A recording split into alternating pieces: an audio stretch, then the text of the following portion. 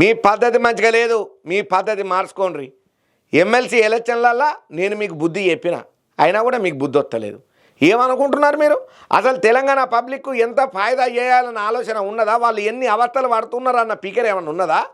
మీరు ఇట్లనే చేసుకుంటా పోతే ఖబర్దారు మీ అంత చూస్తా, మీ సంగతి చెప్తా, మీ పార్టీని భూస్థాపితం చేస్తా అని చెప్పి శవదాలు పెట్టుకుంటా గట్టిగా మైకును నమిలి పడెత్తున్నాడట ఒక పెద్ద లీడరు.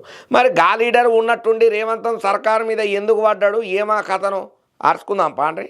రాష్ట్రంలో ఉన్న మున్సిపాలిటీలల్లో పనిచేసే అవుట్ సోర్సింగ్ శానిటేషన్ ఉద్యోగుల ముచ్చట్లల్లా తెలంగాణ ప్రభుత్వం దుర్మార్గంగా వ్యవహారం చేస్తున్నది అని ఎవరన్నారు? కేంద్ర మంత్రి బండి సంజయ్ సార్ మస్తు గరానికి కచ్చుకుంటున్నాడు.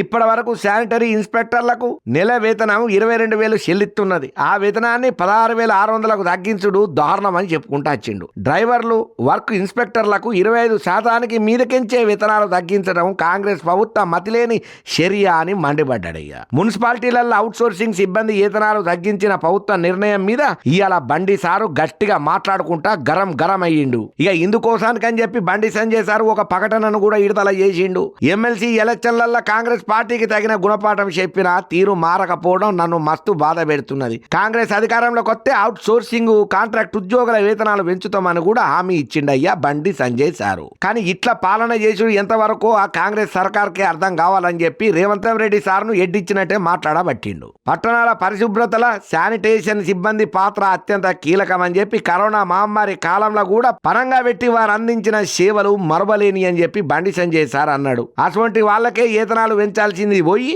డ్రైవర్లు, వర్క్ ఇన్స్పెక్టర్లకు వేతనాలు తగ్గించడం మీద మస్తు గరానికి వచ్చి అరికాళ్ళ మీద మంటలు వేసినట్టే చేయబట్టిండు. పెంచాల్సిన వేతనాలు తగ్గించుడేంది? గిదేం పాలన, గిదేం దిక్కుమాలిన ఆలోచన? సీఎం గారు పాలన మంచిగా చేయుండ్రి, ఆలోచించుండ్రి, ఏం ఆలోచన చేస్తున్నారు, మీ మధ్యలో ఏం తిరుగుతున్నది అని చెప్పి జనంతా గట్టిగానే సీఎం రేవంత్ రెడ్డి సార్కు కౌంటర్ ఇచ్చుకుంటా మాట్లాడబట్టిండు. ఉద్యోగులకు డిఏలు ఇవ్వకుండా అవుట్ సోర్సింగ్ సిబ్బందికి వేతనాలు పెంచకపోవడం ఏంటిది అని చెప్పి గట్టిగానే మండిపడ్డదయ్యా.